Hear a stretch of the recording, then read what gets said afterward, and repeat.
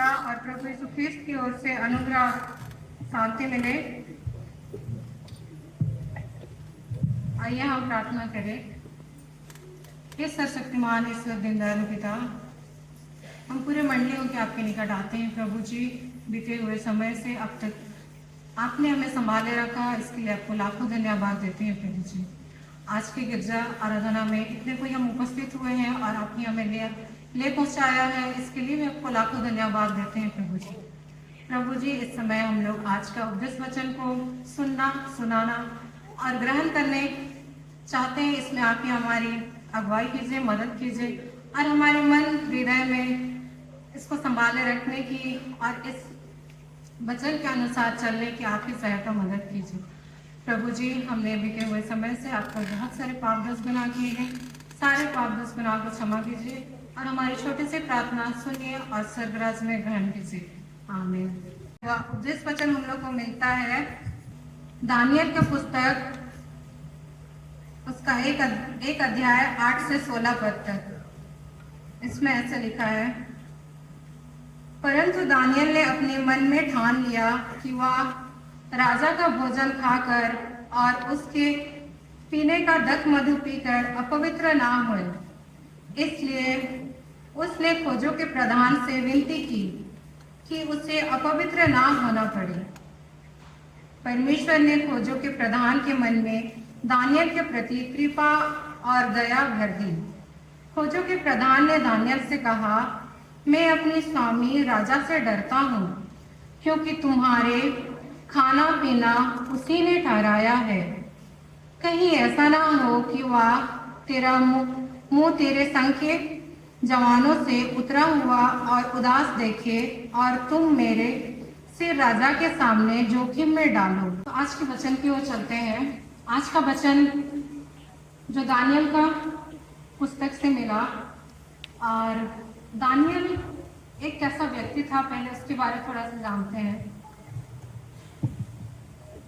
यहूदियों के राजा जो 3 साल से वहां राज्य शासन संभाल रहे थे, उसी समय यरूशलेम पर एक अटैक होता है और हमला नबूकदनेस्सर की ओर से होता है। और उस समय जो यहूदा के यरूशलेम के जो राज्य में वहाँ पे हमला होने के कारण वहाँ पे बहुत सारे लोगों को बंदी बनाया जाता है और उन्हें बाबिलोन को ले जाया जाता है। और बाबिलोन एक ऐसा देश था उस समय जहाँ पे सभी प्रकार के कुकर्म, पाप और मूर्ति पूजा से भरा हुआ था। और उस वक्त बंदी बना के ले गए थे जो जवान लोग को, उनको वहीं पे रखा जाता है। और उस समय वहाँ पे जितने जवान थे उनमें से एक दानियल नबी भी थे। और दानियल नबी जो परमेश्वर का भय मानने वाला, परमेश्वर के वचन के साथ चलने वालों में से थे। तो जब वहाँ पे वो लोग रहते थे, तब बाबिलोन के राजा एक दिन वहाँ के मुखिया को आदेश देते हैं कि यहाँ पे जो कैद है उनमें से जो निर्दोष, सुंदर और सब प्रकार की बुद्धि से प्रवीण और ज्ञान में निपुण और विद्वान और राज मंदिर में हाजिर रहने के योग्य हो और उन्हें कसदियों के शास्त्र और भाषा की शिक्षा दे सके, ऐसे लोगों को चुन के ले आओ। तब वे चुन के ले आते हैं और उनमें से एक दानियल भी रहता है। जब दानियल को वहाँ बाबिलोन के राजा अपने कैद में रखते हैं, तब उन्हें वो खाने को और पीने को बहुत अच्छी सोचते हैं, जो बाबिलोन के राजा सोचते थे। वहाँ के मांस खाना, वहाँ के दक मधु पीना, वहाँ पे जो भी नशा का द्रव्य था वो सब पीने को वो लोग जो महत्व देते थे, उनको वही चीज परोसा जाता है। तब दानियल कहते हैं, आप हमें ये मत दीजिए, परंतु हमें आप साग पात दीजिए। वहाँ के जो उनको देखभाल करने वाला बोलता है कि अगर हम आपको साग पात देंगे तो मेरे को राजा हो सके तो मेरा सर काट देगा। तब भी दानियल अपना अपना व्यवस्था में अड़े रहता है, क्योंकि उसके हिसाब से, उनके माँ बाप के सिखाए हुए व्यवस्था के हिसाब से जो निशा द्रव्य पीना और मांस भात खाना, यदि बहुत सारे ऐसे कुपदार्थ सेवन करना मना था। उनके मम्मी पापा ने उन्हें उन सेवन से उन्हें मना किए थे कि ऐसा सेवन नहीं करना है। तब दानियल फिर से उन्हें कहता है और उन्हें विनती करता है कि आप हमें साग पात ही दीजिए। तब राजा के पास बात पहुंचता है और राजा उन्हें, ठीक है, हम आपको साग पात ही देंगे, पर देखते हैं अगर आपके साग पात में ज़्यादा अच्छा है या हमारे खाने में ज़्यादा अच्छा है। तब जब वो 10 दिन तक वो राजमहल का जो बड़े शौक से और बड़ी बड़ी इज्जत से और जो बड़े शौक से खाते थे, जो दक मधु और नशा द्रव्य और जो भी राजमहल का राज खाना, उनको त्याग के वो लोग साग भात खाते हैं, परंतु उनके राजमहल में खाने वाले जो शराब और जो नशा द्रव्य और जो मांस भात, उनसे वो ज़्यादा अच्छे लगते हैं। क्या कहने का उद्देश्य यह है कि अगर दानियल चाहता तो अपने घर परिवार अपने देश से वो बहुत दूर था और वो वहाँ पे चाहे कुछ भी खाता कुछ भी करता तो उससे बोलने वाले कोई नहीं थे। और वो राजा का आदेश भी था, वो चाहता तो यहाँ के हम गुलाम हैं और राजा का आदेश से सोच के मान लेता और वो खा सकता था, परंतु वो नहीं खाया, इसलिए क्योंकि वो अपनी मम्मी पापा का और अपने व्यवस्था का बात मानना चाहता था और परमेश्वर पिता का भय मानता था। और इस परमेश्वर पिता का भय मानने की वजह से वो अपने व्यवस्था में और अपने विश्वास में दृढ़ रहा और वो नहीं खाया, जिस कारण से परमेश्वर भी उन पे दया बरसाते हैं और उन्हें वही खाना देते हैं जो व्यवस्था के हिसाब से सही रहता है। अभी के समय में हम लोग देखते हैं, अगर हम थोड़े से घर से अलग रहते हैं या फिर अपने समाज से दूर रहते हैं, कहीं अंधेरे में रहते हैं, तो हम सोचते हैं कि हमें कोई नहीं देख रहा है और शायद ही हम वो गलती कर जाते हैं, क्योंकि हम सोचते हैं हमें कोई नहीं देख रहा है, इसलिए हम वो गलत काम कर जाते हैं।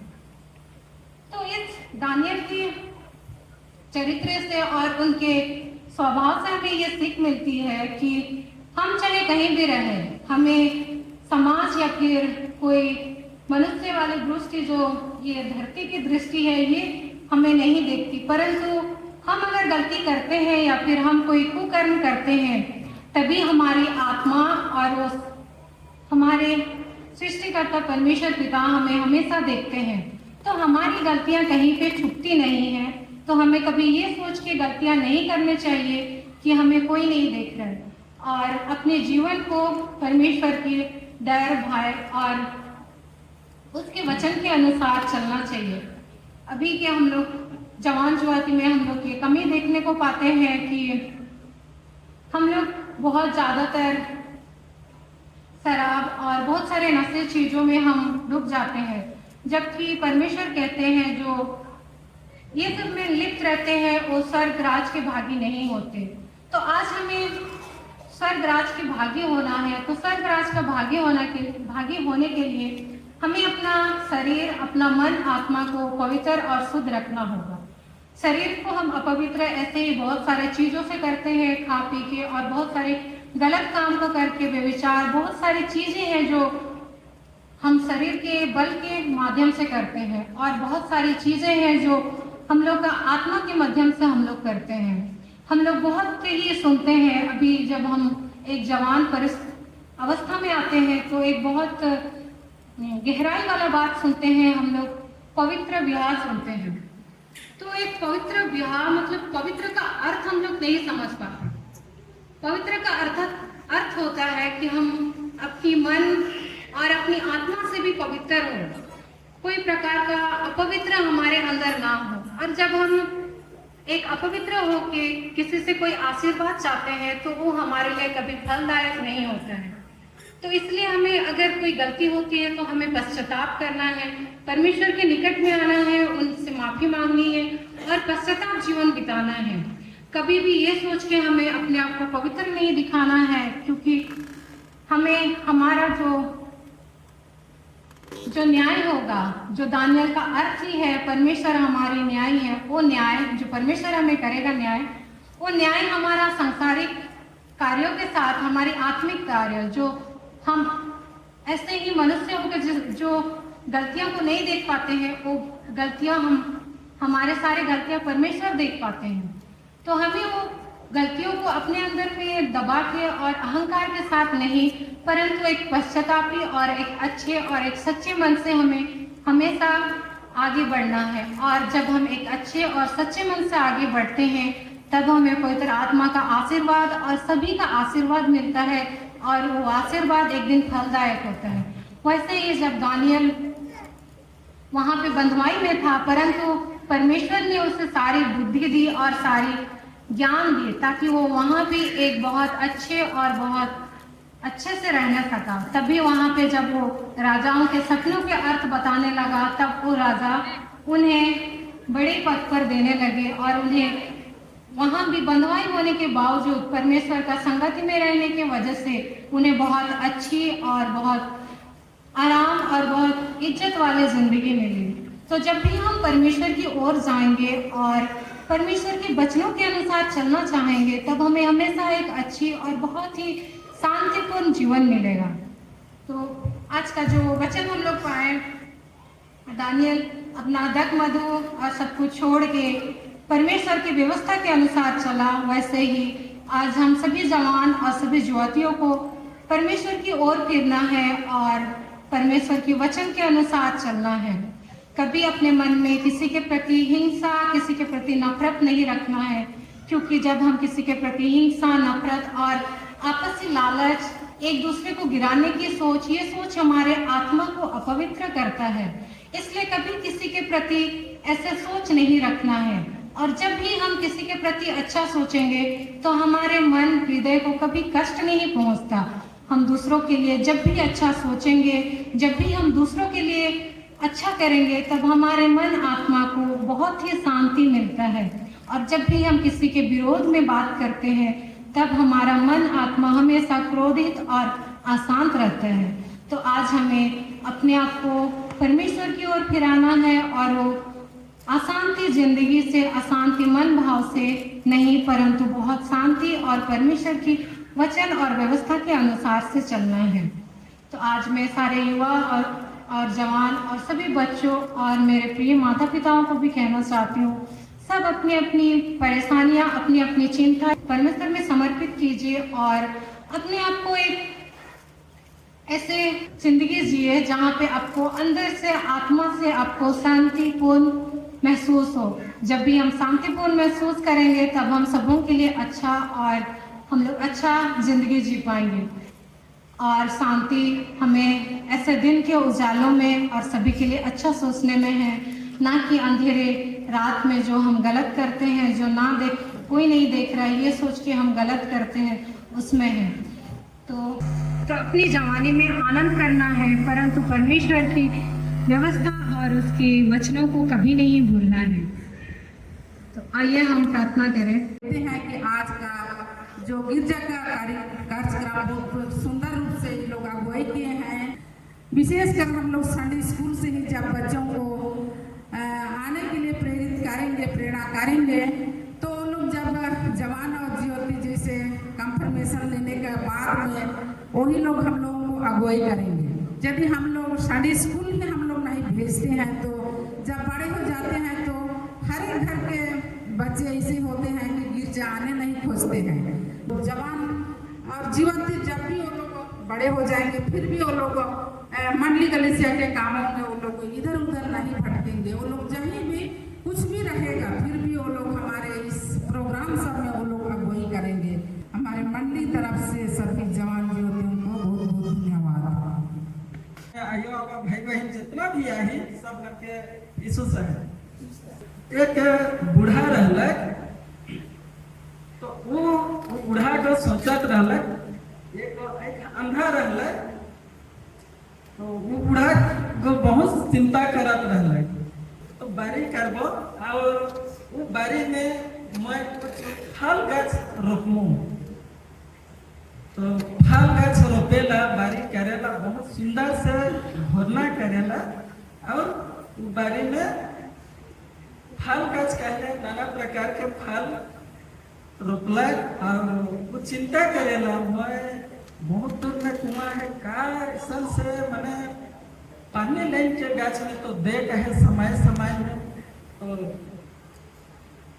वो आदमी को समय समय में उके पानी देवेला, पानी देवे तब वो गाछ को बढ़ते जाएला, तब समय आवेला ओकर आशा रहला कि ये गाछ बढ़ जाए, कुछ फल देनी और वो फल के मैं खाबो चाहे एक बेचबो, के वो चिंता करके वो लगाएला, तो समय आवेला फल को फरेला और बहुत सुंदर दिसेला फल को, वो आदमी को चिंता करल ऐसे मैं मेहनत कर रहा, बारी के भर रहा और ई बारी भरल से ई फल को मिल है।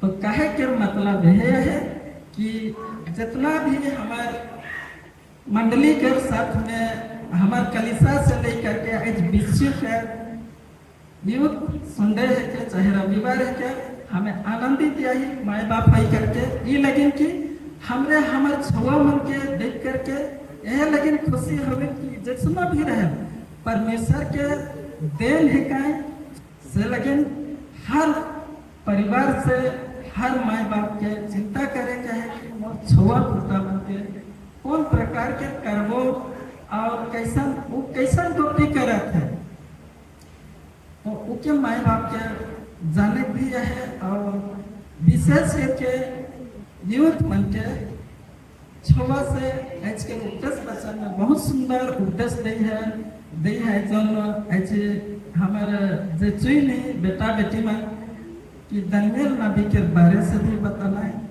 और बहुत सुंदर प्रवचन दी है।